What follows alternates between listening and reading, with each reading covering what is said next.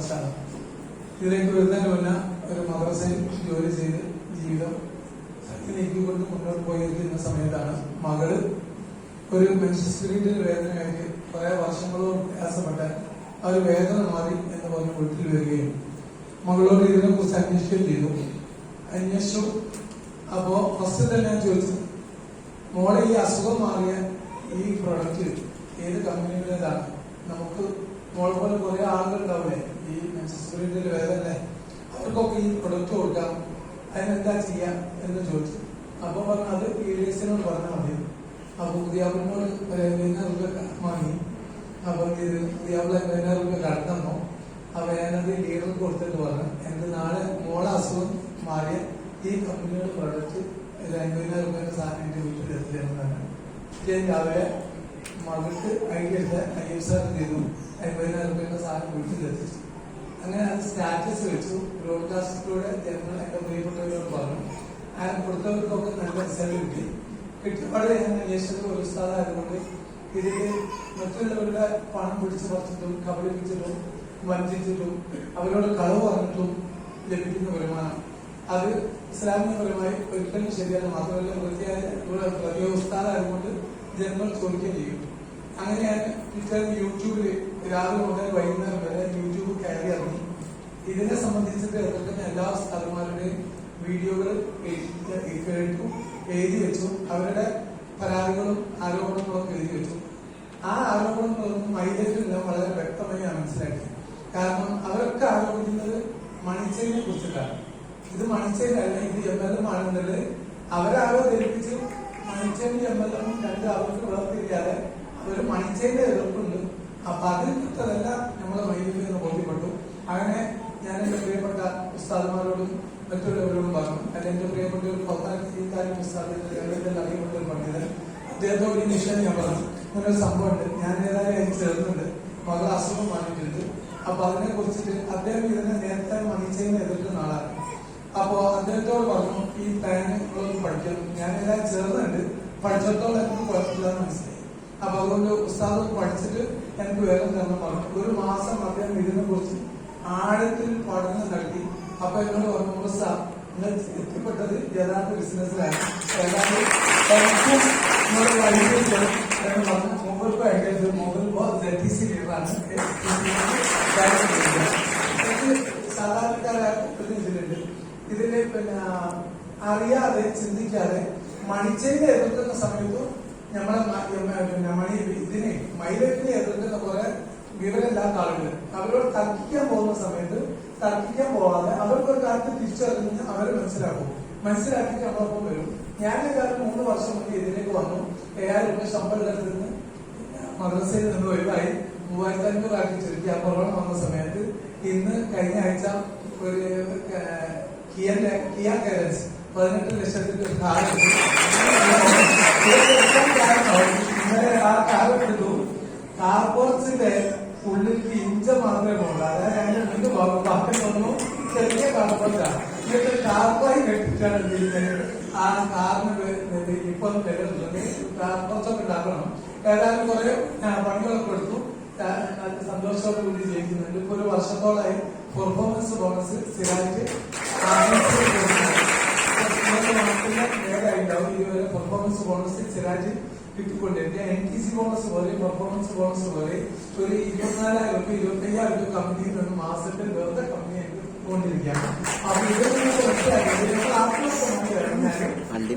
പറ്റിക്കാതെ കബളിപ്പിക്കാതെ വഞ്ചിക്കാതെ ഒരാളെ കണ്ണീര് ഇറക്കിയിട്ടില്ല ഒരു പണി ഇതിനുണ്ടാവില്ലെന്ന് എനിക്ക് പൂർണ്ണമായിട്ട് ഓർമ്മ. പിന്നെ ഇതിൽ തന്നെ പലതും ചെയ്യരുത്. ആ ചെയ്യുന്ന ആളുകൾ പിന്നെ കമ്പനി നിർദ്ദേശിക്കാത്ത രീതിയിൽ ചെയ്യുന്നുണ്ടെങ്കിൽ അത് വീഡിയോസുമായിട്ട് ബന്ധപ്പെട്ടാൽ അതിന് ഫലം ഉണ്ടാവും. അതുകൊണ്ട് എന്ത് ചെയ്യാം, എല്ലാവരും ആത്മാർത്ഥമായി ഇതിലേക്ക് ഇറങ്ങി ഈ ബിസിനസ്സിലേക്ക് ഇറങ്ങി കേന്ദ്രത്തിൽ രക്ഷപ്പെടാൻ ശ്രമിക്കാനും മാത്രം പറഞ്ഞുകൊണ്ട് അവസാനിക്കുന്നു.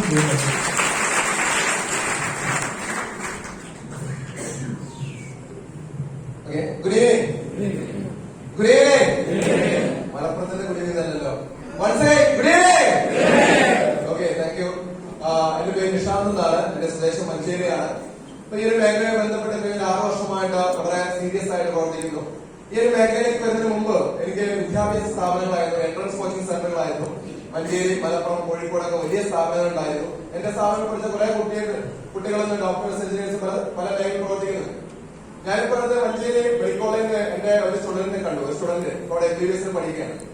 എന്നോട് ജസ്റ്റ് കണ്ടപ്പോ ചോദിച്ചു എന്നോട്, സാറേ ഇപ്പൊ എന്താ ചെയ്യുന്നത്? സാറ് ഇൻസ്റ്റിറ്റ്യൂട്ട് ഒന്നും ഇല്ലാന്ന് പറഞ്ഞത്, സാറ് ഇൻസ്റ്റിറ്റ്യൂട്ട് ഒന്നും ഇല്ലാന്ന് പറഞ്ഞല്ലോ, സാർ ഇപ്പൊ എന്താ ചെയ്യുന്നത്? ഞാനിപ്പോ ചെയ്യുന്നത് എന്റെ അടുത്തേക്ക് ഒരാളെ വിടാതിരിക്കാൻ ഒരു കാര്യം ചെയ്തുകൊണ്ടിരിക്കുന്നത്. അതായത് നിങ്ങൾ മനസ്സിലാക്കുക, ഇന്ന് രോഗികളെ സൃഷ്ടിച്ചുകൊണ്ടിരിക്കുന്ന വലിയൊരു ഇൻഡസ്ട്രി നമ്മുടെ നാട്ടിൽ പ്രവർത്തിക്കുന്നുണ്ട്. ശരിയാണോ അല്ലേ? ആ ഇൻഡസ്ട്രിക്കെതിരെ ഒന്ന് എന്ത് ചെയ്യാം, ആ ഇൻഡസ്ട്രിക്കെതിരെ എന്തെങ്കിലും പറയാൻ ആർക്കും ഇവിടെ ധൈര്യമില്ല, അതിന് കഴിയില്ല. അത്രയും സമ്പന്നമാണ്. കാരണം മനുഷ്യനെ കൊന്നുകൊണ്ടിരിക്കുകയാണ്. നമ്മൾ ചെയ്യുന്ന എന്താണ്? നമ്മൾ ചെയ്യുന്ന എല്ലാ ആളുകൾക്കും ആരോഗ്യവും അല്ലെ, ആരോഗ്യമാണ് പ്രധാനപ്പെട്ട ഘടകം. ശരിയാണോ അല്ലേ? ഇവിടെ സംസാരിച്ച് കണ്ടില്ലേ, എന്റെ അസുഖം മാറി, എന്റെ സുഹൃത്തിന്റെ അസുഖം മാറി, എന്റെ വീട്ടുകാർ ഹാപ്പിയാണ്, എന്റെ വീട്ടുകാർ ഹെൽത്തിയാണ്, ഞാൻ ഹെൽത്തിയാണ് എന്നിവിടെ നമ്മൾ എല്ലാവരും പറയുന്നത്. ഈ ബിസിനസ് ചെയ്യുന്ന എല്ലാവർക്കും അതാ പറയാണ്. ശരിയാണോ അല്ലേ? യെസ്. അപ്പൊ നിങ്ങൾ ചിന്തിച്ചു നോക്കുക, എത്ര പുണ്യ പ്രവൃത്തിയാണ് നമ്മൾ ഈ ചെയ്യുന്നത്. Yes or no? നേരത്തെ ഒരു നേരം ഇവിടെ കയറി ഇറങ്ങിയില്ലേ, 36ഓളം എന്തൊക്കെയാണ് നമ്മളെ പുറത്തിലാ പറഞ്ഞില്ലേ, കയ്യൊന്നില്ല വെച്ചില്ല എന്തൊക്കെയോ പറഞ്ഞു. ഇവിടെ ഒന്നും കയ്യൊന്നിക്കാവോ? ചിന്തിച്ചു അവിടെ നല്ലൊരു കൈ കൊടുക്കാം. ഞാൻ ഈ ബിസിനസ്സിലേക്ക് വന്ന സമയത്ത്, ഈ ബിസിനസ് അവസരം പറഞ്ഞു കൊടുത്ത സമയത്ത് പല ആൾക്കാരോട് പറഞ്ഞിട്ടുണ്ട്, പഠിക്കട്ടെ പഠിക്കട്ടെ എന്ന് പറഞ്ഞിട്ടുണ്ട്. ഞാൻ പലപ്പോഴും ചിന്തിക്കും, ഞാൻ പഠിക്കട്ടെ എന്ന് പറയുന്നത് എന്താ പഠിക്കാനുണ്ട്? ഒന്നെങ്കിൽ നിങ്ങൾക്ക് DBA നാരായണേക്കാളും ബുദ്ധി വേണം. Yes or no? അത് നമ്മുടെ ഉൽപ്പന്നങ്ങൾ ഉണ്ടാക്കുന്ന R&D വിങ്ങിന്റെ ഹെഡാണ് ഡോക്ടർ DBA നാരായണൻ എന്ന് പറയും. ലോകത്തെ തന്നെ നമ്പർ 1 ആയുർവേദ സയന്റിസ്റ്റ് ആണ്. 45 വർഷത്തെ ആയുർവേദ മേഖലയിൽ എക്സ്പീരിയൻസ് ഉണ്ട്. അതുമാത്രമല്ല ആയുഷ് ഡിപ്പാർട്ട്മെന്റ് ഇന്ത്യയാണ് അഡ്വൈസറി ബോർഡ് മെമ്പറാണ്. ലോകത്ത് അറിയപ്പെടുന്ന വ്യക്തിയാണ്. ഇന്ത്യയിൽ ആയുർവേദ ഡോക്ടറാവാൻ പഠിക്കുന്ന കുട്ടികൾ പഠിക്കുന്ന പ്ലാൻസിനെ കുറിച്ച് ബുക്ക് ചെയ്തിട്ടുള്ള വ്യക്തിയാണ്. അങ്ങനത്തെ ആളുകളാണ് നമ്മൾ ഉൽപ്പന്നം പറയുന്നത്. ശരിയാണോ അല്ലേ? അപ്പൊ ഇത് പഠിക്കേണ്ടത് എന്ന് പറഞ്ഞാൽ അദ്ദേഹത്തിന്റെ വിവരമാണ്. Yes or no? രണ്ടാമത് ഉൽപ്പന്നങ്ങളൊക്കെ ഉപയോഗിച്ച് പഠിക്കേണ്ടത് പറഞ്ഞാൽ എല്ലാ ഉൽപ്പന്നങ്ങളും ഉപയോഗിച്ച് പഠിക്കാൻ പറ്റുമോ? ഇപ്പൊ മാത്സ് ടെക്നോളജി ഉപയോഗിച്ച് റിസൾട്ടാ പറയാ, അതല്ല ലേഡീസ് എന്ത് റിസൾട്ടാ പറയാ, അല്ലെങ്കിൽ ഉമ്മൻതമ്മാനെ ഉപയോഗിച്ച് ആളുകൾ എന്ത് റിസൾട്ടാ പറയാ? പറയാണ്ടോ? ഇല്ല. ഒരു കലത്തിലെ ചോറ് വെന്തോ നോക്കാൻ എല്ലാ ചോറും ജനിക്കണോ? ഒന്ന് മതി. ശരിയാണോ അല്ലേ? അപ്പൊ നിങ്ങൾ മനസ്സിലാക്കുക, ഇവിടെ ഈ ബിസിനസ്സിനകത്ത് വിജയിച്ച ഒരുപാട് ലീഡേഴ്സ് ഉണ്ട്. 100% ലീഗലാണ്. ആരെയും പഠിപ്പിക്കേണ്ട, ആരും നുണ പറയണ്ട. അത്രയും ലീഗലായിട്ട് ലെജിറ്റിമേറ്റ് ചെയ്യാൻ പറ്റുന്ന ഒരു ബിസിനസ്. അതിനേക്കാളൊക്കെ വരി നിങ്ങൾ ചിന്തിക്കുക, ഇന്ന് ഇവിടെ താഴത്തോട് നോക്കുന്നത്, ഈ താഴെ നിങ്ങൾ കാണാൻ പറ്റും. ഇവിടെ ഫോർ എക്സാമ്പിൾ നിങ്ങൾക്ക് സീയിങ് ആൻഡ് ബിലീവ് എന്ന് പറയും, കാണുന്നത് വിശ്വസിക്കാൻ സാധിക്കും. അങ്ങേ അറ്റത്തിൽ 4ാം ക്ലാസ് അച്ചീവ് ചെയ്ത ഒരു ലക്ഷറി കാറ്, തൊട്ടടുത്ത് ഒരു ഉസ്താദ് അച്ചീവ് ചെയ്ത ഒരു ലക്ഷറി കാറ്, അതിനടുത്ത് ഒരു ഡിഗ്രി PG അച്ചീവ് ചെയ്ത ലക്ഷറി കാറ്, അതിനപ്പുറത്ത് ഒരു ബെൻസ്.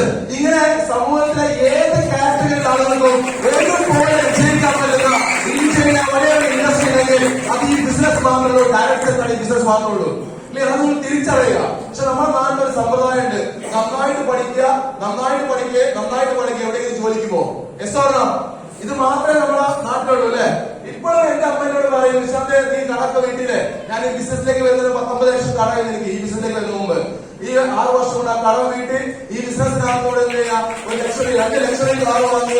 എന്നോട് പറയുന്നുണ്ട്, നിശാന്തന്റെ കടം വീട്ടിയില്ലേ, അതുപോലെ തന്നെ ഇപ്പോ നമുക്ക് പ്രശ്നമൊന്നുമില്ലല്ലോ, എല്ലാം ഓക്കെ ആയില്ല, നീ പോയി 2 കാറ് വാങ്ങിയില്ലേ, ഇനിയെങ്കിലും നിനക്ക് ഒരു ജോലിക്ക് പോയിക്കൂടെയാണ്. അതായത് എന്നോട് അമ്മ ഇപ്പോഴും പറയുന്നതാണ്.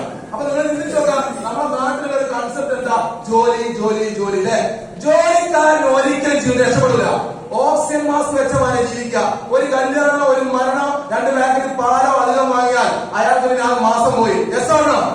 യെസ്. എന്നാൽ ജീവിതത്തിൽ രക്ഷപ്പെടാൻ